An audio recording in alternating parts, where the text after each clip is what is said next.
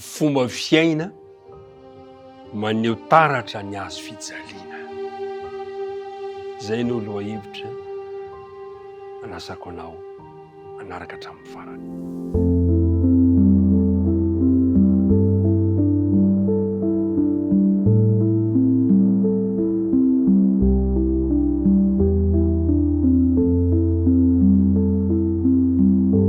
Ry mpiara-midinika namana, faly miarabantsika rehetrarehetra indray natratra izao fiaraha-midinika ny tenin'Andriamanitra izao.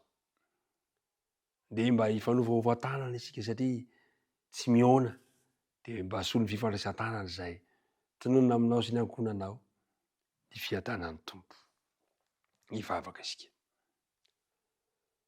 Fifaliana ho alay Andriamanitra manolotra fisaorana sy fankasitrahana tamin'ny tantananao anay nadritra ny lasa rehetra ka nahatraranay indray izao androany izao.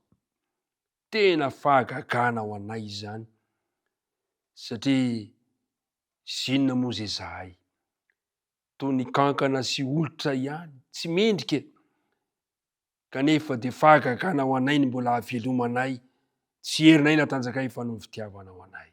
Misaotra Andriamanitra.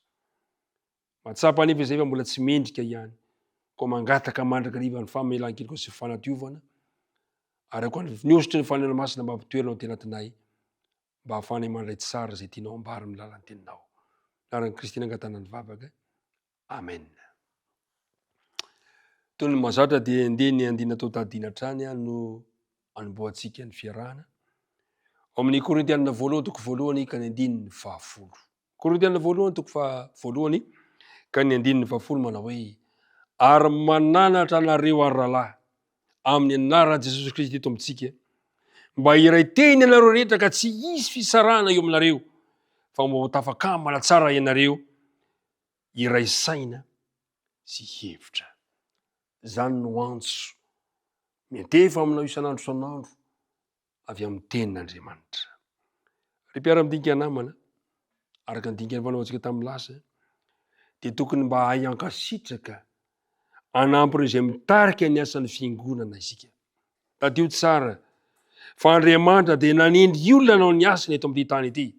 Mendrika ho enona izy ireny, arahina ireo mpitondra fivavahana mba izay tena mampiseho ny fomba fiainany mifanaraka ny amin'ny hazo fijaliana feno fanendretena. Ry mpiara-midinika namana, ny hazo fijaliana tokoa mantsy no ho an'ny manana hery mandrava zay rehetra mety ho fanararotam-pahefana amin'ny alalan'ny fampiasana ny tenin'Andriamanitra. Ny hazo fijaliana irery ihany no afaka manamboatra mpitarika anankiray anana ny sain'i Kristy ary anaiky fa Andriamanitra irery ihany no mampahomby ny asany. Ary tahaka an'izany Jesosy ao amin'ny filazantsarany Jaona toko 7:10 ka ny andininy faefatra. Hoy izy hoe, filazantsarany Jaona toko 7:10 manao hoe: izao efa nankalaza anao dia ambonin'ny tany, vitako ny asa nomenao ahy ataoko. Jesosy dia nanome voninahitra ny rainy fonizina nompo teto an-tany amin'ny maha-olombelona azy. Ho an'ny Paoly ary ny fanompona kristianina mahatoky dia tsy maintsy miorina amin'ny antsoina hoe teolojia ny hazo fijaliana. Satria ny hazo fijaliana mantsy ny fanambaran'Andriamanitra ny fahendreny sy ny herina izay mahavonjy.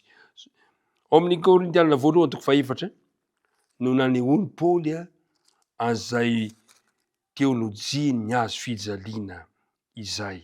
Ka ny voalohany dia hitantsika eo amin'ny Korintianina voalohany toko 4 manomboka eo amin'ny andininy voalohany.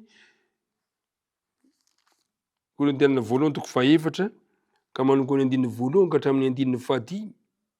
Dia ny faharoa dia manomboka amin'ny andininy 7, 1:10 ary amin'ny 7:10 ka hofitiantsika ilay izy manao hoe: ny voalohany dia izao, asehon'ny Paoly fa Andriamanitra no mametraka ny fenitra ho amin'ny fitarihana kristiana. Zay zany le tapany voalohany. Zay ny filozofia zay le teolojia ny hazo fijaliana. Ary ny faharoa dia asongadin'ny Paoly fa ny fijaliana no mampiavaka ny fanompona kristianina marina. Ny fijaliana no mampiavaka ny fanompona kristianina maro. Ohatrany mampieritreritra zany toetra zavatra lazain'ny Paoly zany, kanefa dia zany tokoa ny zavatra misy. Andeha ny jerentsika amin'ny Korintianina faharoa. Korintianina faharoa toko faha 1:10 ka ny 7:20.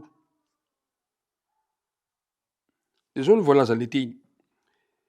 Mpanompo Kristy va izy? Miteny toy ny olona very saina aho, mihoatra noho izy aho, amin'ny fisazarana manatombo, amin'ny tranomaizina matetika kokoa, amin'ny kapoka be izay tsy izy, amin'ny fahafatesana matetika. Indimy aho no nokapohan'ny Jiosy, inefapolo latsaky avy. 9:20. Intelo nokapohina tamin'ny hazo aho, indray maka no toraham-bato, intelo no vaky sambo, indray andro sy indray alina no nitoetra tao amin'ny lalina. Mampieritreritra zany toetra zavatra zany. Feno fijaliana ny fanompona any Kristy, ary zany ny zavatra niainan'ny apôstôly Paoly. Dia ny jerentsika amin'ny Kolosiana voalohany. Kolosiana toko voalohany ka ny 2:20. Kolosiana toko voalohany ka ny 2:20 manao hoe: ankehitriny dia mifaly amin'ny fiaretako ho anareo aho, ary mahatanteraka ao amin'ny nofoko izay tsy vita tamin'ny fahorin'i Kristy ho an'ny tenany dia ny fiangonana. Milaza Paoly fa tena niaritra fijaliana noho ny amin'ny Kristy izy.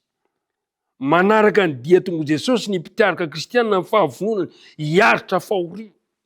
Ary zay no nahatonga ny Paoly toa nanao teny ohatrany hoe maneso. Zao no voalaza amin'ny Korintianina voalohany. Korintianina voalohany toko 4. Korintianina voalohany toko 4 ka ny 9:9. Zao ny voalazany. Rehefa nandinika ireo mpitarika ny fiangonana tao Korinto izy: efa afa-po sahady ianareo, efa manan-karena sahady ianareo, efa manjaka ianareo, kanefa aitsy izany tsy akory no nahazanao izany. Engane ka manjaka tokoa ianareo, iarahanay sy ianareo manjaka. 7 hoy izy hoe: fa ataoko fa nasehoan'Andriamanitra farahidina izahay apôstôly, dia toy ny olona voaheliko vonoina, fa izay dia natao fizahan'izao rehetra izao na anjely na olona. Ry mpiara-midinika namana, nasehoan'ny Paoly izany Yesu teny izany hoe reto Korintianina mpitondra fiangonana tao manan-karena, tao manjaka, milaza enjo, manandanja. Zao nefa ny zavatra lazain'ny Paoly. Ny firiariana nefa dia tsy tokony hanana toerana ny fitariana kristianina marina, satria izany no fototry ny fisaraham-bazana eo anivon'ny fiangonana. Raha misy mpitarika anankiray izay tao mirehire dia tadio fa tsy ho ela akory dia izy fisaraham-bazana eo anivon'ny fiangonana. Ary zay no tari-dalana omeny Paoly antsika tamin'ity androany ity, mba tsy hananantsika izany toe-tsaina izany, fa raha mitarika ianao dia ny toe-tsain'i Jesosy manome voninahitra an'Andriamanitra. Zay ny toe-tsain'i Jesosy. Zay raha teo no teolôjian'ny azo fijaliana zay niarahantsika nidinika tamin'ity androany ity. Zay raha teo ny fomba fiaina maneho taratry ny azo fijaliana zay tokony hananantsika mpitarika sy mpitondra fiangonana rehetra. Ombanao any Andriamanitra amin'ity androany ity hiaraka hivavaka isika.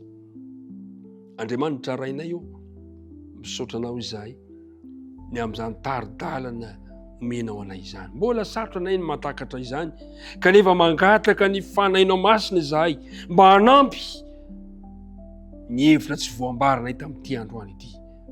Ampio izahay mba ianao no membonahitra amin'ny zavatra rehetra. Tonononay ny vavaka angatany amin'ny anaran'i Jesosy. Amen.